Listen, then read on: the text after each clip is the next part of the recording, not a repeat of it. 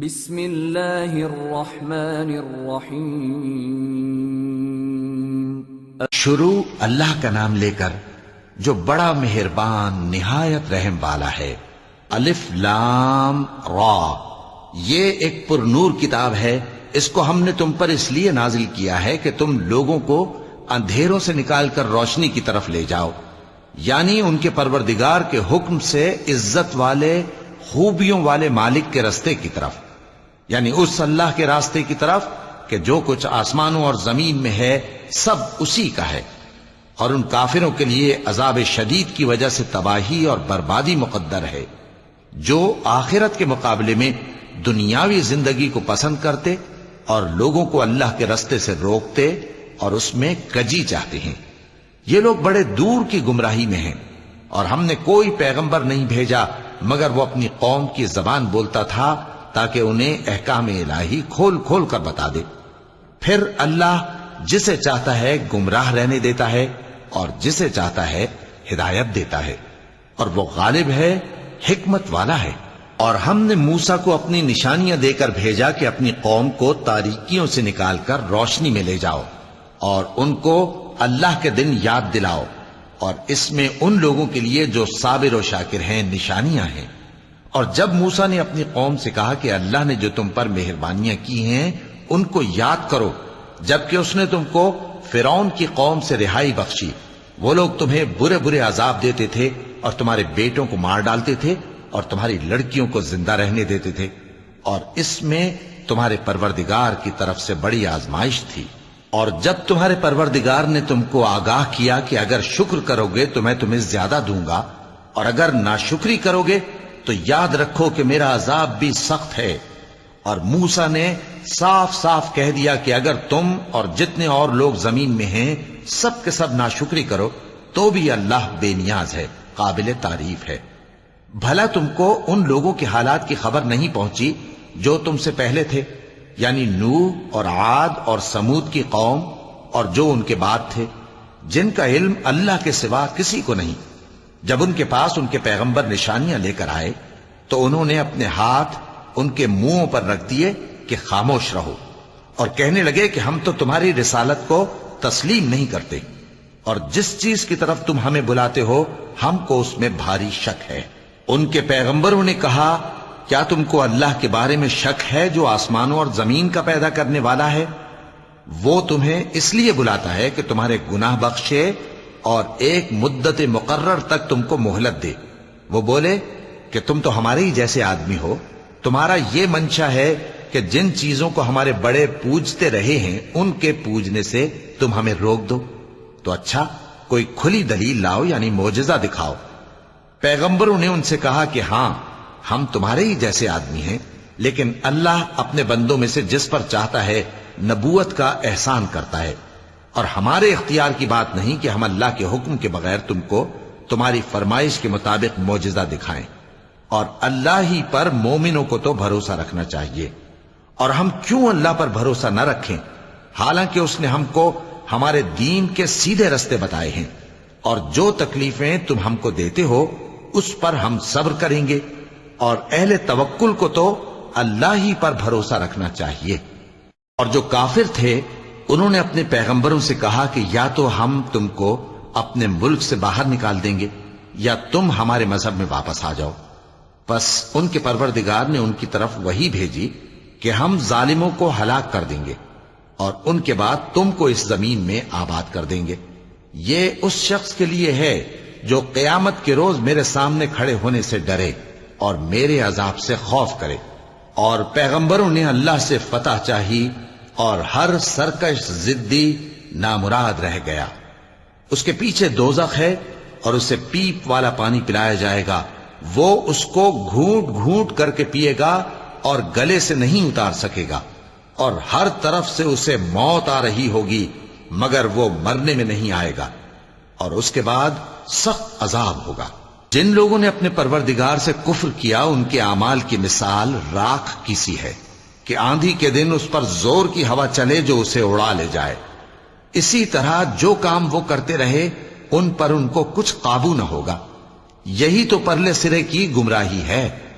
کیا تم نے نہیں دیکھا کہ اللہ نے آسمانوں اور زمین کو تدبیر سے پیدا کیا ہے؟ اگر وہ چاہے تو تم کو نابود کر دے اور تمہاری جگہ نئی مخلوق پیدا کر دے، اور یہ اللہ کو کچھ بھی مشکل نہیں۔ اور قیامت کے دن سب لوگ اللہ کے سامنے کھڑے ہوں گے تو غریب پیروکار بڑے بن بیٹھنے والوں سے کہیں گے کہ ہم تو تمہارے پیرو تھے، کیا تم اللہ کا کچھ عذاب ہم پر سے دفع کر سکتے ہو؟ وہ کہیں گے کہ اگر اللہ ہم کو ہدایت کرتا تو ہم تم کو ہدایت کرتے۔ اب ہم گھبراہٹ ظاہر کریں یا صبر کریں، ہمارے حق میں برابر ہے، کوئی جگہ رہائی کی ہمارے لیے نہیں ہے۔ اور جب حساب کتاب کا کام فیصل ہو چکے گا تو شیطان کہے گا جو وعدہ اللہ نے تم سے کیا تھا وہ تو سچا تھا، اور جو وعدہ میں نے تم سے کیا تھا وہ جھوٹا تھا، اور میرا تم پر کسی طرح کا زور نہیں تھا۔ ہاں، میں نے تم کو گمراہی اور باطل کی طرف بلایا تو تم نے جلدی سے اور بے دلیل میرا کہنا مان لیا، تو آج مجھے ملامت نہ کرو، اپنے آپ ہی کو ملامت کرو۔ نہ میں تمہاری فریاد رسی کر سکتا ہوں اور نہ تم میری فریاد رسی کر سکتے ہو۔ میں اس بات سے انکار کرتا ہوں کہ تم پہلے مجھے شریک بناتے تھے۔ بے شک جو ظالم ہیں ان کے لیے درد دینے والا عذاب ہے۔ اور جو ایمان لائے اور عمل نیک کرتے رہے وہ بہشتوں میں داخل کیے جائیں گے جن کے نیچے نہریں بہہ رہی ہیں، اپنے پروردگار کے حکم سے وہ ہمیشہ ان میں رہیں گے، وہاں وہ ہر ملاقات پر ایک دوسرے کو سلام کہیں گے۔ کیا تم نے نہیں دیکھا کہ اللہ نے کلمہ طیبہ کی کیسی مثال بیان فرمائی ہے؟ وہ ایسی ہے جیسے پاکیزہ درخت جس کی جڑ مضبوط ہو اور شاخیں آسمان میں پھیلی ہوں، وہ اپنے پروردگار کے حکم سے ہر موقع پر پھل لاتا ہو۔ اور اللہ لوگوں کے لیے مثالیں بیان فرماتا ہے تاکہ وہ نصیحت حاصل کریں۔ اور ناپاک بات یعنی غلط عقیدے کی مثال ناپاک درخت کی سی ہے کہ وہ زمین کے اوپر ہی سے اکھیڑ کر پھینک دیا جائے، اس کو ذرا بھی قرار و ثبات نہیں۔ اللہ مومنوں کے دلوں کو صحیح اور پکی بات سے دنیا کی زندگی میں بھی مضبوط رکھتا ہے اور آخرت میں بھی رکھے گا۔ اور اللہ بے انصافوں کو گمراہ کر دیتا ہے، اور اللہ جو چاہتا ہے کرتا ہے۔ کیا تم نے ان لوگوں کو نہیں دیکھا جنہوں نے اللہ کے احسان کو ناشکری سے بدل دیا اور اپنی قوم کو تباہی کے گھر میں لا اتارا، یعنی دوزخ میں، کہ سب ناشکرے اس میں داخل ہوں گے اور وہ برا ٹھکانہ ہے۔ اور ان لوگوں نے اللہ کے شریک مقرر کیے کہ لوگوں کو اس کے رستے سے گمراہ کریں۔ کہہ دو کہ چند روز فائدے اٹھا لو، آخر کار تم کو دوزخ کی طرف لوٹ کر جانا ہے۔ اے پیغمبر، میرے مومن بندوں سے کہہ دو کہ نماز پڑھا کریں، اور اس دن کے آنے سے پیشتر جس میں نہ اعمال کا سودا ہوگا اور نہ دوستی کام آئے گی، ہمارے دیے ہوئے مال میں سے پوشیدہ اور علانیہ خرچ کرتے رہیں۔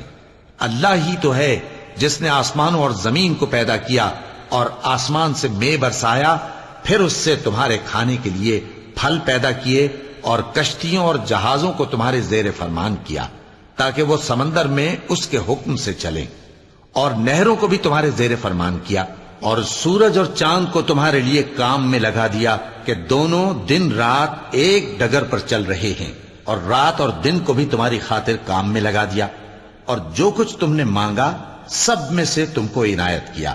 اور اگر اللہ کے احسان گننے لگو تو شمار نہ کر سکو، مگر لوگ نعمتوں کا شکر نہیں کرتے۔ کچھ شک نہیں کہ انسان بڑا بے انصاف ہے، ناشکرا ہے۔ اور جب ابراہیم نے دعا کی کہ اے میرے پروردگار، اس شہر کو لوگوں کے لیے امن کی جگہ بنا دے، اور مجھے اور میری اولاد کو اس بات سے کہ بتوں کی پرستش کرنے لگیں بچائے رکھیو۔ اے پروردگار، انہوں نے بہت سے لوگوں کو گمراہ کیا ہے، سو جس شخص نے میرا کہا مانا وہ میرا ہے، اور جس نے میری نافرمانی کی تو بخشنے والا ہے، مہربان ہے۔ اے پروردگار، میں نے اپنی اولاد ایک وادی میں جہاں کھیتی نہیں، تیرے عزت و ادب والے گھر کے پاس لا بسائی ہے۔ اے پروردگار، تاکہ یہ نماز پڑھیں، سو تو لوگوں کے دلوں کو ایسا کر دے کہ ان کی طرف جھکے رہیں، اور ان کو میووں سے روزی دیتے رہنا تاکہ تیرا شکر کریں۔ اے پروردگار، جو بات ہم چھپاتے اور جو ظاہر کرتے ہیں تو سب جانتا ہے، اور اللہ سے کوئی چیز مخفی نہیں، نہ زمین میں نہ آسمان میں۔ اللہ کا شکر ہے جس نے مجھ کو بڑی عمر میں اسماعیل اور اسحاق بخشے، بے شک میرا پروردگار دعا سننے والا ہے۔ اے پروردگار، مجھ کو ایسی توفیق عنایت کر کہ نماز پڑھتا رہوں اور میری اولاد کو بھی یہ توفیق بخش۔ اے پروردگار میری دعا قبول فرما۔ اے پروردگار حساب کتاب کے دن میری اور میرے ماں باپ کی اور مومنوں کی مغفرت کیجو۔ اور مومنوں یہ نہ سمجھنا کہ یہ ظالم جو کام کر رہے ہیں اللہ ان سے بے خبر ہے، وہ ان کو اس دن تک مہلت دے رہا ہے جبکہ دہشت کے سبب آنکھیں پھٹی کی پھٹی رہ جائیں گی اور لوگ سر اٹھائے ہوئے میدان قیامت کی طرف دوڑ رہے ہوں گے، ان کی نگاہیں خود اپنی طرف لوٹ نہ سکیں گی اور ان کے دل مارے خوف کے ہوا ہو رہے ہوں گے۔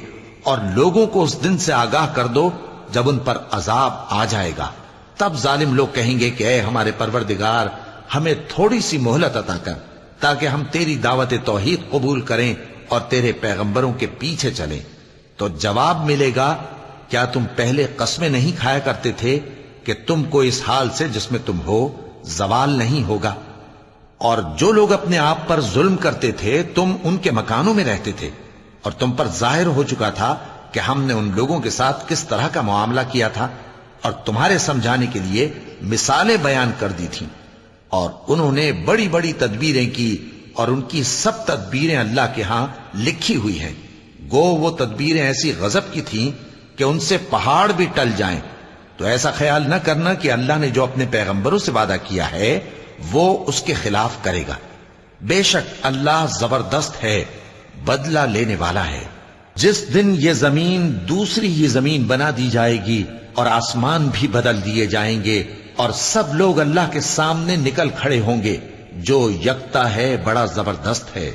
اور اس دن تم گناہگاروں کو دیکھو گے کہ زنجیروں میں جکڑے ہوئے ہیں، ان کے کرتے تارکول کے ہوں گے اور ان کے چہروں کو آگ لپٹ رہی ہوگی، یہ اس لیے کہ اللہ ہر شخص کو اس کے اعمال کا بدلہ دے۔ بے شک اللہ جلد حساب لینے والا ہے۔ یہ قرآن لوگوں کے نام اللہ کا پیغام ہے تاکہ ان کو اس سے ڈرایا جائے اور تاکہ وہ جان لیں کہ وہی اکیلا معبود ہے اور تاکہ اہل عقل نصیحت حاصل کریں۔ صدق اللہ العظیم۔